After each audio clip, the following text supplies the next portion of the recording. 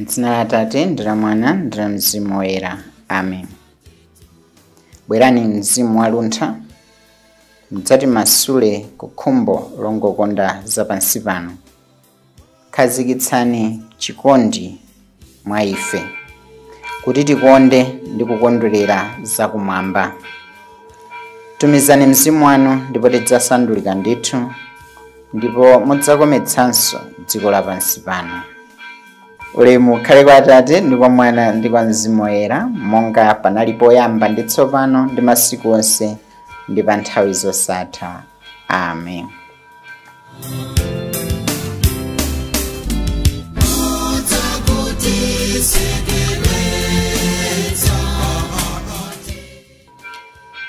Kulandireni sononse lero tsiku la namba 6 la novena yathu, ulendo wathu wa ku Pentekosite. Ndipo lero tikufuna tisinkhesinkhe za kuchokera ku imfa kupita ku moyo. Makamaka pano ndithu timakondwerera paja za Pasaka, kuuka kwa Ambuye athu Yesu Khristu. Koma before that timakhala tikupanga za masautso a Ambuye Yesu mpakana tinayenda njira mtanda pa Good Friday. Komatu moyo sunathere mu Good Friday, mu imfa unakathera ku Pasaka. Zimene takhaso tikuzikondwerera masiku onsewa. Ndipo kuuka kwa Ambuye athu Yesu Khristu pa masiku 40 akwera kumwamba. Pano tikunena kuti tsopano akutumiza Mzimu Woyera. Izi ndi historical zimene zinachitikadi kwa apostoli aja mpingo woyambirira. Lero nafenso tsopano tisinkhesinkhe za moyo wathu. Pa moyo wathu timakamba za tikati moyo nditi kudziwa kuti pali chotsutsana nacho ndi imfa. Pali kukangana kwambiri pa nkhani ya moyo ndi imfa. Pamakhala kusinkhasinkha mozama anthu abweretsa ma theories osiyanasiyana nkhani ya imfa. Kodi imfa nchiyani?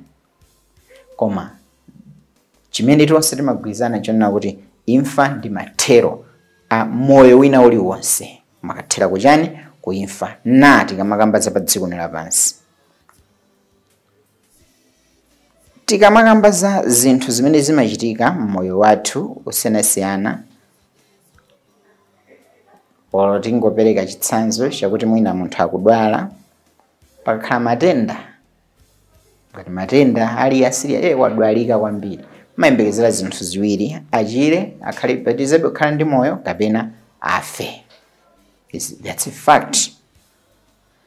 Koma tikamakambanso za zinthu zina zimene zimasautsa moyo wa munthu, when hopes are shattered in life, mene maprogramu ena sakuyenda, chiyembekezo chikuduka, tilekeze munthu anachita invest, anayika chuma chambiri kuti ndipanga ulimi wachakuti chakuti, nkubwereka mwinaso ndrama 5 million kwacha, ndigula matumba afereza, nditere.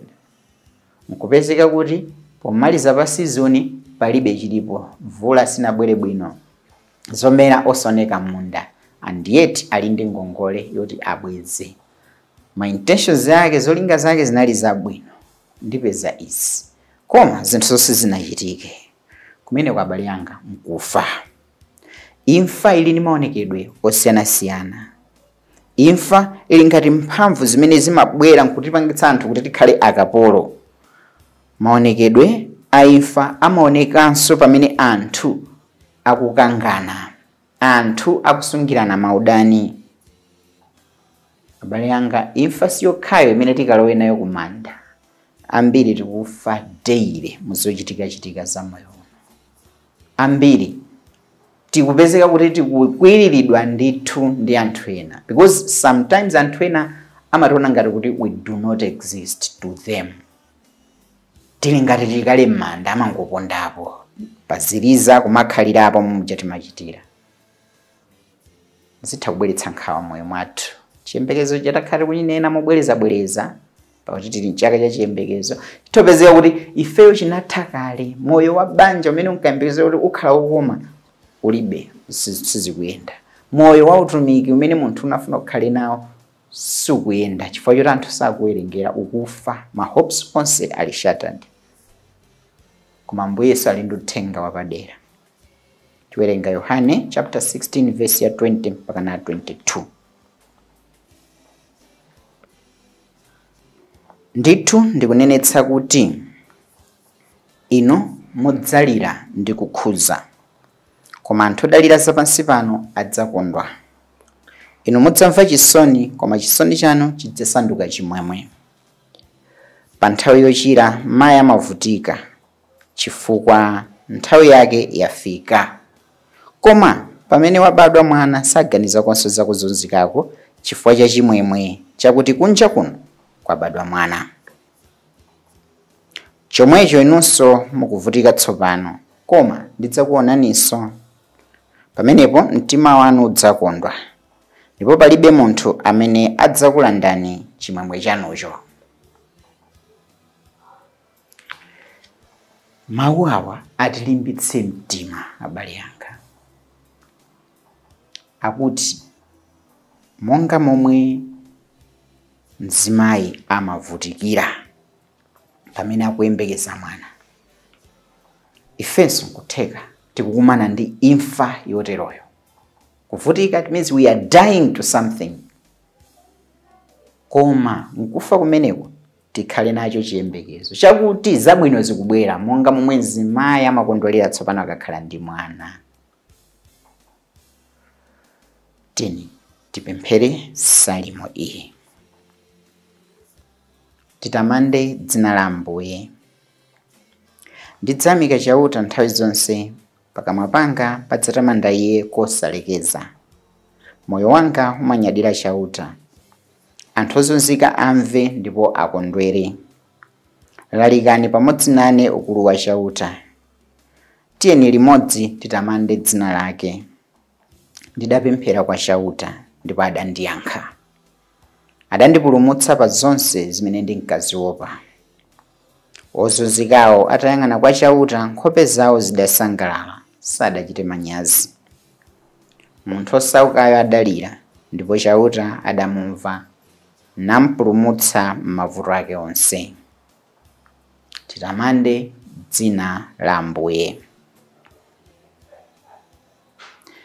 Pamene mtima wathu umakhala uli okayika, pamene mitima yathu imakhala ndi kaduka, pamene timakhala anthu ofuna kubwezera zoyipa, revenge, pamene tachitiridwa zoterozo, malo moti tikambirane mwamtendere, pamene nthawi zina timafuna mphamvu zambiri, pamene nthawi zina timafuna kugwiritsa ntchito ena malo mowathandiza, nthawi yonseyo imene timachita zimenezi timakhala kuti kulephera kuti tibweretse chimwemwe ndi chiyembekezo chimene chimabweretsa mtendere pakati pa anthu.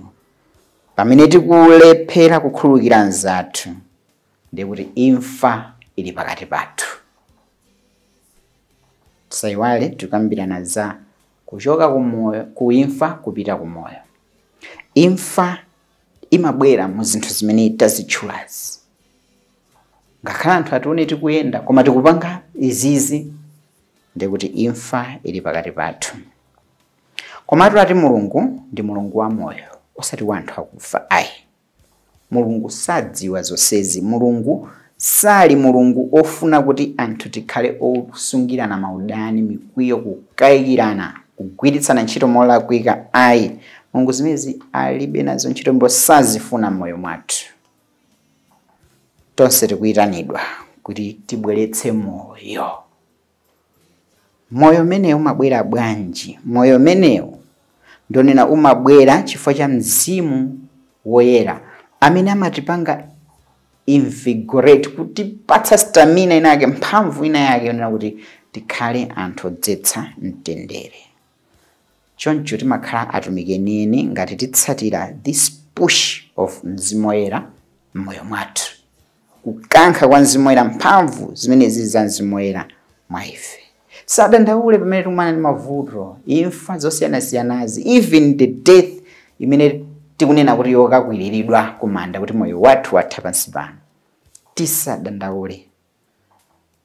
Mawu a Paulo oyera ku Aroma chapter 8 tiwerengeko mavesi amenewa 22, 23 ngakhalenso 26, koma tikakhala patokha tiwerenge mavesi wonse 20 mpaka na 26. Akunena kuti chani? Tikudziwa kuti mpaka tsopano lino zolengedwa zonse zakhala zikubuwula ndi kumva zowawa, zonga za mkazi pa nthawi yake yochira. Tsonotu sizolengedwa zokhazi zikubuwulayi, koma ngakhale ifenso amene tili ndi mphatso zoyamba za Mzimu Woyera tikubuwula mu mtima podikira kuti Mulungu atilandire ngati ana ake ndi kupulumutsa matupi athu omwe. Ngakhale ifeyo amene tili ndi mphatso zoyamba za Mzimu Woyera tikubuwula. Bale yanga ena tikubuwulira mchikatikati, tikubuwula. Koma tikapita ku verse 26 uko akuti momwemonso Mzimu Woyera amatithandiza ndife ofoka osadziwa mmene tine kupempherera. Chifukwa chake Mzimu Woyera mwini wake amatipempherera ndi madandaulo osafotokozeka. Mkati mwa mavutomo ali Mulungu amatipulumutsa, amatipatsa Mzimu Woyera amene amatithandiza kuti tisafoke. Amabwera mwa ife kuthandiza kupemphera mobuwula. Chifukwa chake prayer is very important. Patokha akuluakulu tikhoza kulephera, koma tikamapemphera Mzimu Woyera amabwera mwa ife nkutithandiza zichamaona kuti amatithandiza kunena Abba Father, Atate. Ndandidzifunse, kodi ndimathokoza Mulungu chifukwa cha mphatso ya moyo? Mavuto ali apo inde, koma ndili ndi moyo. Do I thank God for this gift of life? Kachiwiri, kodi ndine munthu amene ndimadzetsa mtendere, ndimakonda chilungamo, sindikupha anthu ena ndi zochita zanga, ndikuwaonetsa chikondi anzangawo? Nanga Mzimu Woyera amachita zotani mwa ife? Amatipatsa moyo watsopano. Mzimu Woyera amayatsa moto wa chikondi mu mtima mwathu. Mzimu Woyera amatipatsa mphatso yakuchiritsa mitima ya anthu ena. Sikuti kuchiritsa kuti tilokatenga panado ku pharmacy kuti timpatse. Just our smile, our sweet words to a companion zimatha kumuchiritsa munthu. Am I ready to embrace these gifts of the Holy Spirit? Tipemphere. Ambuye, inu ndinu mwini moyo ndi imfa. Tiyang'aneni ife nanu ndi chikondi. Tipatseni mphatso yakuti tizikhala nanu mmoyo pogonjetsa imfa. Mwa Yesu Khristu mpulumutsi wathu. Amen. Madalitso a Mulungu wamphamvu zonse, Atate ndi Mwana ndi Mzimu Woyera akutsikireni ndi kukhala nanu nthawi zonse. Amen.